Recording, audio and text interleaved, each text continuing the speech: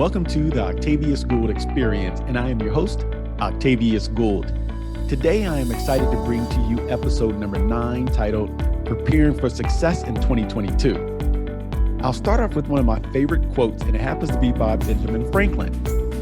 If you fail to plan, you are planning to fail. Let me repeat that. If you fail to plan, you are planning to fail. My friends, to be extraordinary in 2022, it's imperative that you have your personal and professional life in order. With that being said, here are some tips to set you up on the path to success for 2022. Number 1, do a deep dive into 2021. You got to peel back that onion to determine what worked, what didn't work, and what would you do differently. And as you look at the great wins and accomplishments that you achieved in 2021, make sure to recognize the small wins as well.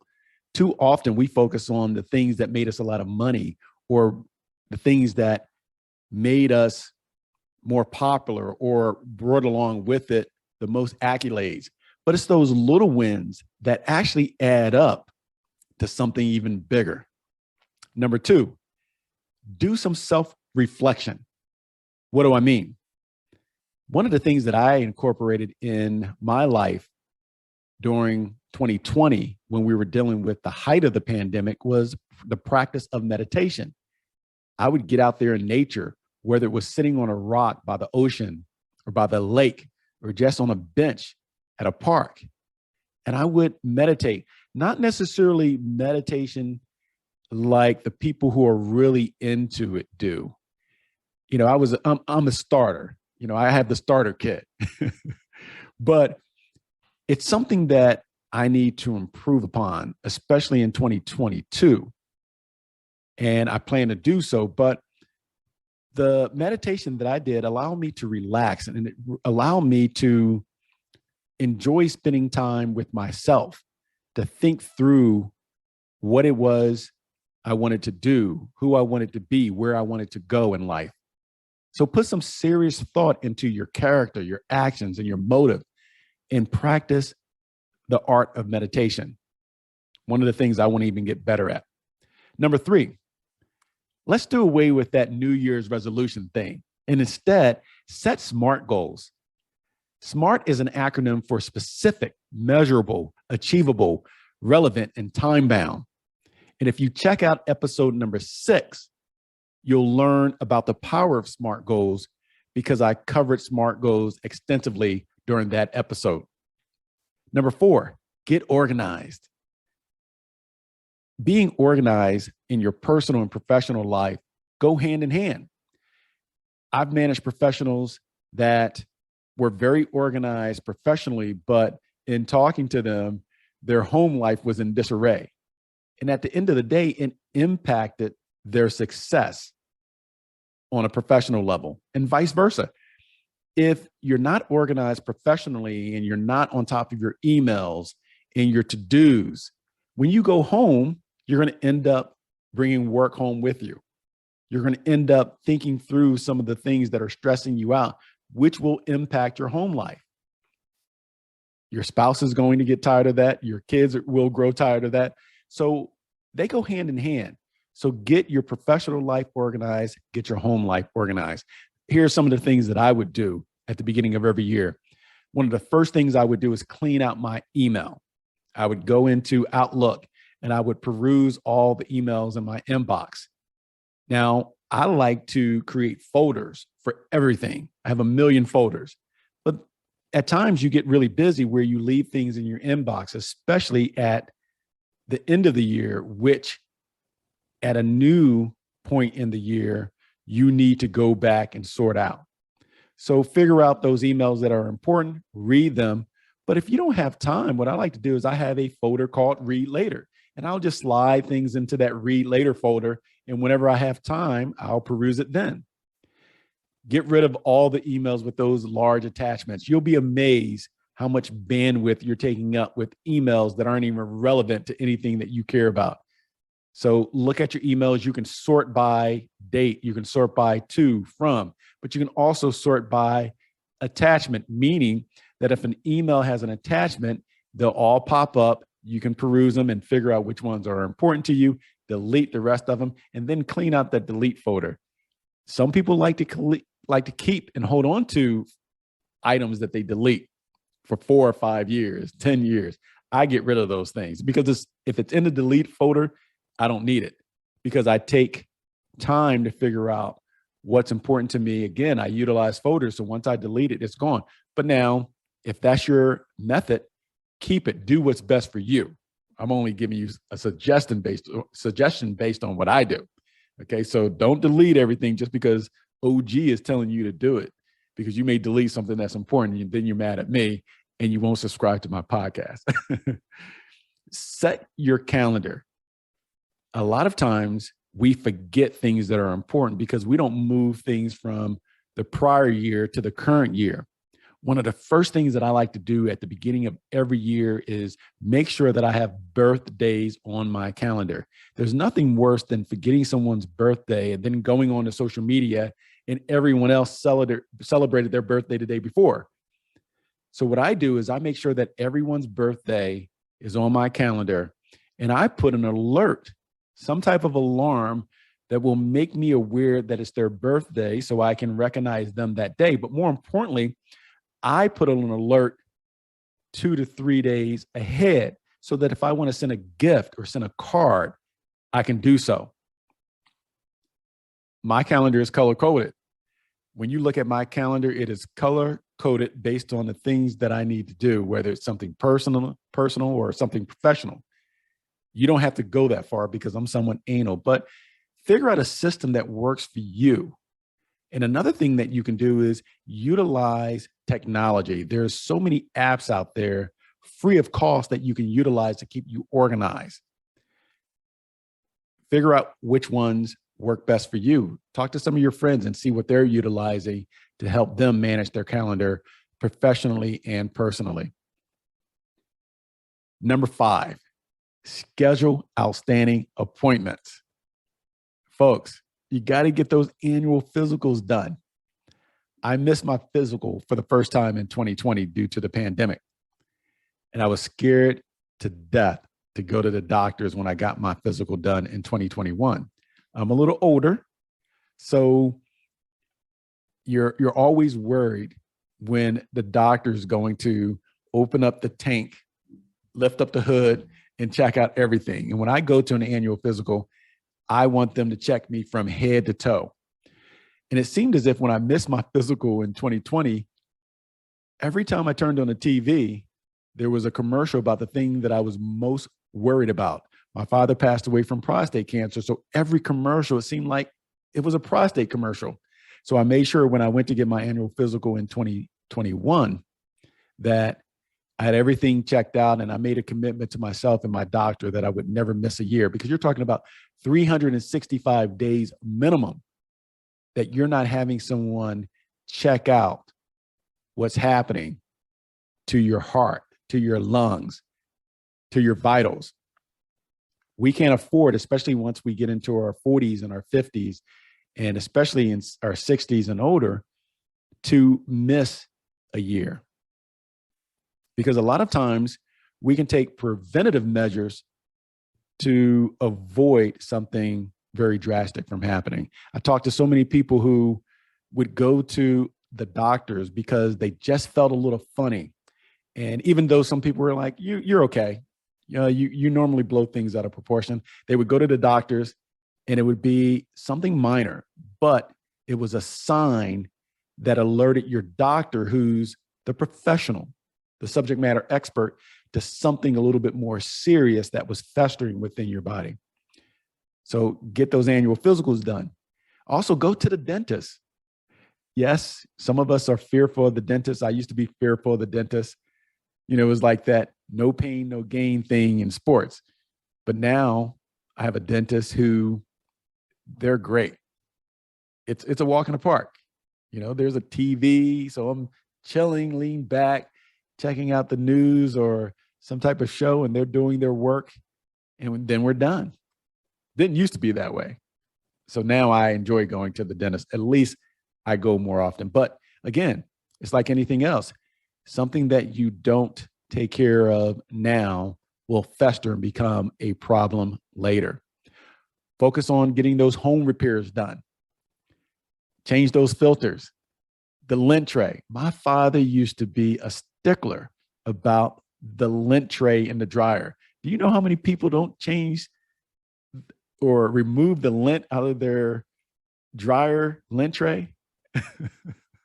I was visiting a friend years ago, and we were laughing, and they said, well, your pop would be really pissed at me. So we went into their laundry room and we took out the lint tray in their dryer, and it was like 2 handfuls of lint that I threw away for my buddy. And I was like, dude, you need to do this every time you do your laundry. This isn't an annual thing. You need to do it every time you do your laundry. But I'm telling you all, when you change your air filters, also check your dryer lint filters as well. And most importantly, take care of those smoke alarms.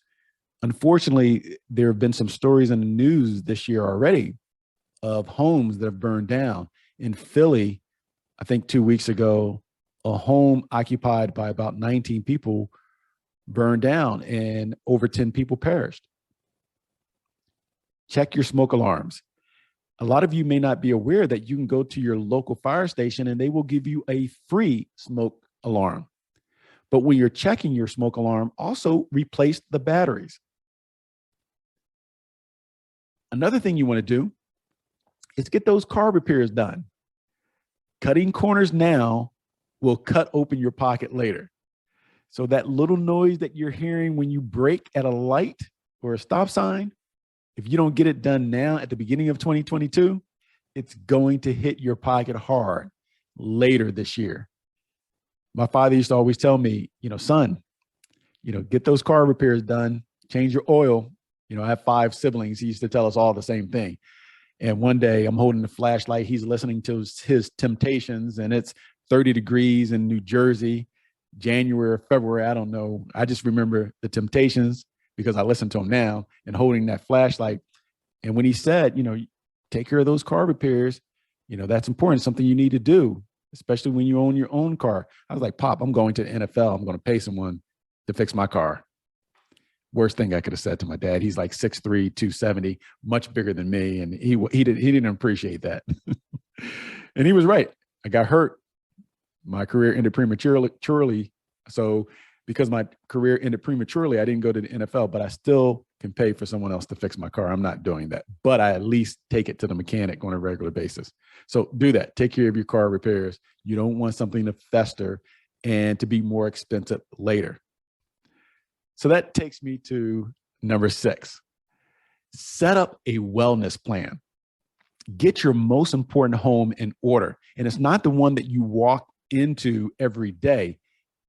Your most important home is the one you live in every day. Commit to an exercise program or routine, even if it's walking or taking the stairs on a daily basis, anything to get that heart rate up. And that's why it's important to get that annual physical prior to setting up a wellness plan and starting your fitness goals. Focus on nutrition. Now, that's an area that I didn't focus on when I was younger. I would eat anything. But in 2013, I did away with sodas, started eating well, eating properly, vegetables, fruits. I know that's crazy that I wasn't doing that. And the weight just jumped off. That focusing on the nutrition along with the exercising that I was doing, because I was in a gym 6 days a week, every day, basically at 6 a.m., allowed me to be in better shape and have a better overall fitness now than I did 15, 20 years ago. So do what's best for you. And remember, being involved in a fitness program isn't all about looking good for others. It's all about feeling good for yourself. It's all about longevity as it relates to not your lifespan, but longevity and being able to do the things that you enjoy doing. Sometimes you may be at a park and you'll see someone jumping, running with their grandkids. That's powerful. I spent a lot of time in Florida. And one of the things I love about being in Florida is when I'm at the gym, I'm watching people swim in their 80s. I'm watching people on that elliptical in their 70s. When I lived in Florida, there was nothing more enjoyable than I would be taking a jog and I would see some of the more senior neighbors riding their bikes, and they would have those old bikes that we used to see back in the day. And I thought it was so cool and so cute. And a lot of times, I would just stop in my tracks and look at them and say, that's how I want to be when I am fortunate enough to be retired and to be considered a senior citizen, because it's not guaranteed. It's not something that we're not guaranteed in life. It's a privilege to grow old or to grow older. But everything you do today, your body will thank you for later. Make mental well-being a priority. So often I hear people talk about the fact that us men, we don't like to go to a doctor to see someone who's a professional to walk us through how to improve our mental well-being. And whether you're a woman or a man, you have to have the courage or gain the courage to seek out help when you need it. There have been a lot of publicized events where people in sports, entertainment, or business professionals publicly talked about their mental well-being or the lack thereof. And it gave people courage. People who were less inspired about seeing that person score a touchdown or a slam dunk or hit that volleyball over the net or swing that racket were more impressed by that person having the courage to come out in public and talk about some of their inner challenges. So if you're someone who deal with a lot of stress, whether it be work-related stress or stress in your personal life, don't be fearful to sit down with someone who's certified to help you. Research. There are a lot of things that you can research on the internet, whether it's being Google or different publications that will help you figure out how to reduce your stress levels, how to relax, how to do some of the things that will help you commit to having more work-life balance.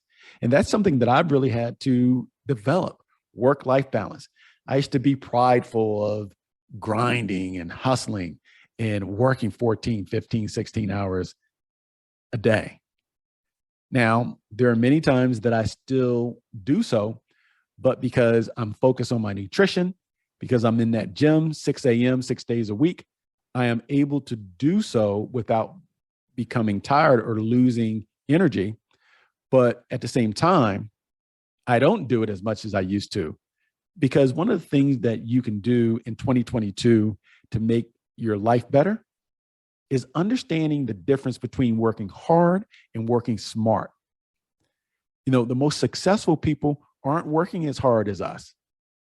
They've gotten successful because they've been able to differentiate working hard versus working smart.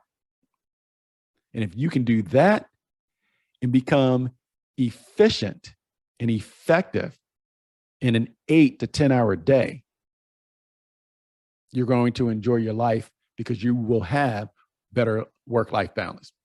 And never forget, health is wealth. I love that phrase. Health is wealth. So many times we focus on getting house rich, the big house. I used to be like that. I needed the big house. I needed to be like the Joneses, that mega mansion in Atlanta. Now I've come to realize that health is wealth. I don't need to talk to my banker. My primary care physician is the person I need to hang out with. That's the person I want to have conversations with. That's the person that's going to get me hyped. Financial advisors are cool, but when that doctor tells you you got it going on, you're set. So number 7, do a mindset shift. And here's what I mean by that. Clear your head by getting away, go on a retreat for a day or two. Get in your car by yourself or with your partner or with a friend and just go on a retreat. Get away from the distractions. Go find you a hotel somewhere, go find you a cabin and clear your head of all of the distractions, all of the interference that prevents you from getting to the point where you can figure out your purpose and then live your purpose. And at this retreat, even if it's a one-day retreat, do a detox. And here's what I mean by that. Eliminate the negativity out of your life, the negative things and the negative people that tap into your energy and drain you of such. Number 8, consider developing a vision board. Now, this isn't something that I've done, but I've been really impressed watching other people do it. And it may be something that I do in the future. What is a vision board? It's a board filled with a collage of pictures and affirmations of a person's dreams and desires. And it's really something that I've been told that will help people figure out their purpose and align their goals to their purpose and really visualize what it is that they want to do, who it is they want to be, and how to get there.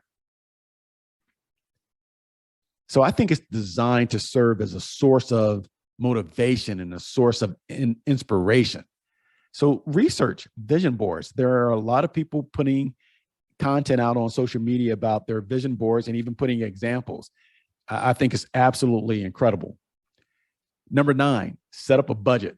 Now I'm laughing because my close associates will tell you that my budget is similar to the budget of a Fortune 1000 company. I've enhanced the spreadsheet, the Microsoft Excel spreadsheets that I've utilized over the years. And this thing is streamlined. It's color coded. I even have formulas built in to the various cells. It will show me the cash flow, what's going out, what's coming in. I can predict what I'll have in savings on February 15, 2024. That thing is so detailed. Now, some people will probably look at it like, dude, it's so cheap. He's working this budget because he doesn't want to see any money go out. No, I'm budget conscious. And by being budget conscious and having a system, it allows me to focus on something that's very important to me. And it's all about building wealth. My budget also allows me to live within my means, but at the same time, forecast what I can do and what I can't do. I can't leave it to chance. I can't leave it to, my discipline, because sometimes I'm like everyone else. I'll see shiny things and I want to buy it. But then I think about that budget. I think about the screenshot that I take of my budget that I have on my iPhone. I think about the screenshot that I have on my iPhone telling me what I have now, what I'll have next month, what I'll have next quarter, that I look at when I'm on that elliptical or on that treadmill. So I can tell you easily, if someone asked me to consider an investment, could I do it or could I not do it? I don't even need to go talk to anyone. I don't need to go back home and figure things out. I can tell you right on the spot because I know my budget. I am financially astute, and it's something that I've worked on over the years that allows me to make sound decisions, sound financial decisions that will hopefully put me in a position where I can live comfortably when it's time to retire. So you don't need a budget as detailed as mine, but create one. That's a start. Even if you take a piece of paper and write down all of your bills, how much you have coming in from your salary, because I don't count things like commission. I count things that are guaranteed. Figure out how much you have coming in and then do the addition, the subtraction, and then you'll figure out your bottom line. You can add it up over the course of 30 days, over the course of a quarter, over the course of the year, but start simple. But if you utilize Microsoft Excel, there are free templates right under File in Microsoft Excel that you can just download right to your computer. And some of them are very simplistic, very simple budget templates that will allow you to get started. Don't wait. After this podcast, listen to the rest of the podcast, watch the rest of the podcast, and then go to Microsoft Excel on your laptop and look at some of the free templates that they have available to you. And if you can't find any, figure out how to get in touch with me and I'll send some to you. Because trust me, I have tons of them. So set up that budget, but be disciplined and stick to your budget. Number 10, consider getting an accountability coach. An accountability coach is someone that's going to help you be responsible as it relates to your goals and the things that you want to achieve in 2022. Some people don't need an accountability coach. They're disciplined, they're ambitious. I'm the type of person that I'm my own accountability coach. I hold myself accountable to figure out my goals, what's required of me to achieve my goals, and then to be committed to accomplishing my goals year in and year out. Now, other people, maybe you're not as disciplined. Maybe you have too many things going on. Maybe you're challenged with some personal things that cause interference at times. For you, consider getting an accountability coach. And this isn't necessarily a life coach or a mentor. Sometimes it's just a friend, a like-minded friend who can just give you that nudge every now and then. Or at times, like I like to do, be your hype man and get you motivated and inspired. Help you figure out what it is that you need to do to get your mindset right, to get that PMA, that positive mental attitude. Or you may get someone that just gives you tough love every now and then. That works as well. But consider getting an accountability coach, someone who's just going to help you stay on track when you lose sight of what's important to you, okay? So my friends, in closing, opportunities are not going to come knocking on your door. You have to go out and seek the opportunities that align well with your purpose. It's about making sound decisions in 2022. We can't make any mistakes. We can't afford to make mistakes this year because the odds are stacked against us. We're dealing with COVID day in and day out. The odds are stacked against us. We're dealing with companies that are laying off people. The odds are stacked against us. We're dealing with friends and family members who are dying around us. The odds are stacked against us. Give yourself a competitive advantage by being prepared. It's all about preparedness. Think about that quote that I talked about at the beginning. There's another variation of that quote as well. People don't plan to fail. They fail to plan. Don't be one of those people. I truly enjoy, having this podcast because I get an opportunity to share with you all not only the things that work well for me, but I hopefully come across as being a very authentic podcast host who will also share the things that I've done wrong, the things that I don't do very well, or the things that I'm trying to improve upon to make sure that I give you all a roadmap to success. So if you're a business owner, an aspiring entrepreneur, or a professional who's a manager of people who covets compelling content, like and subscribe to my podcast today. Don't wait, because it's going to get better and better and better, because I have a commitment to excellence. And I'm going to seek out the truth, meaning that I'm going to reach out to my friends. I'm going to reach out to my audience and figure out what it is that I can do better. How can I bring you more compelling content? And by the end of 2022, this podcast is going to be one of the best. So hit like and subscribe And I look forward to talking to you all on the next episode. Carpe diem. Let's get it.